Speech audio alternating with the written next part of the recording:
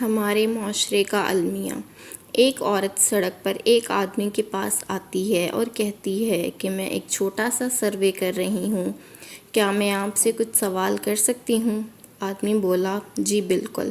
عورت بولی، فرض کریں کہ آپ ایک بس میں بیٹھے ہیں اور اس وقت ایک خاتون بس میں سوار ہوئی ہے، اس کے پاس سیٹ دستیاب نہیں ہے، کیا آپ اس کے لیے اپنی سیٹ چھوڑ دیں گے؟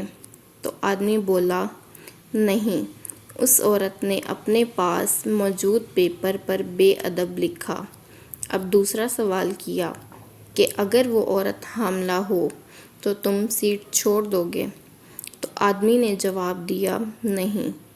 اب کی بار اس عورت نے خود غرض لکھا۔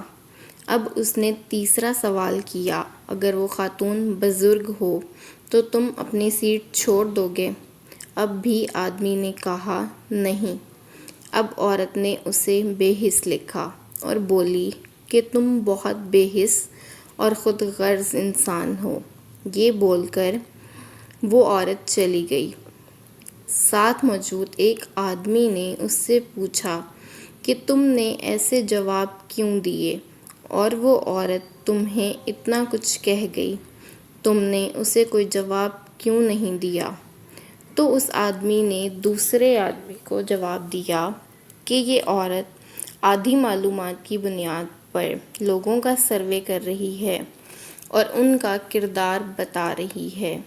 اگر یہ مجھ سے سیٹ نہ چھوڑنے کی وجہ پوچھتی تو میں اسے بتاتا کہ میں بس ڈرائیور ہوں۔